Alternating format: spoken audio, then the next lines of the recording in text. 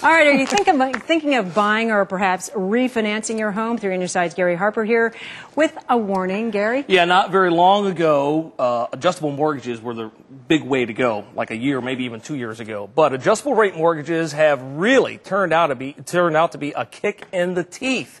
You already know this probably, but a lot of folks are losing their homes because the adjustable rates are finally, well, they're going up. They're adjusting up, meaning your house payment is going up. But what you may not know is that adjustable rates are also causing mortgage companies to close down, and that also has a big effect on consumers. I'd end up losing the house that we wanted so bad to begin with. Memories of this Queen Creek home hit John Port pretty hard. We probably lost $7,000 or $8,000 anyway. Recently, John moved to Arizona and says he and his wife were looking to buy a home, but they wanted to be more established first. However, they did feel comfortable financing this Queen Creek home with an adjustable rate mortgage, and that turned out to be the problem. We planned on using it for a short term and then rolling it into a better loan later. John says everything went smoothly. The seller even let John move in before the close because the financing and everything that went with it seemed rock solid. We thought it was our house, and we thought everything was all fine and ready to go, and all of a sudden everything just falls through. What happened? Well, John says at the last minute, his lender backed out of the loan, and the deal fell through. The seller gave John and his wife a week to get out.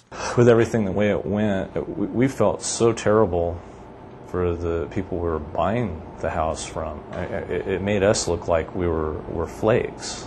But according to Dean Wegner, a mortgage broker here in the Valley, lenders are not financing the adjustable rate mortgages or ARM packages as much as they used to because it's just too risky for everyone involved. Well, you had a crisis. 20% of all ARMs are in foreclosure right now.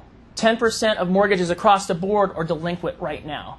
2.5% of all mortgages are in foreclosure right now. So the lending market, there's a lot of problems going on in lending right now. The problem, Dean says, is adjustable rates eventually all adjusted up, and the homeowners could not afford their new higher mortgage payment. That meant homeowners lost their homes, and mortgage companies had to take the home back. In the end, it's the mortgage companies who got burned. What happened is we saw 50% of all of our mortgage companies have either gone out of business or have restructured and have eliminated 90% of their programs.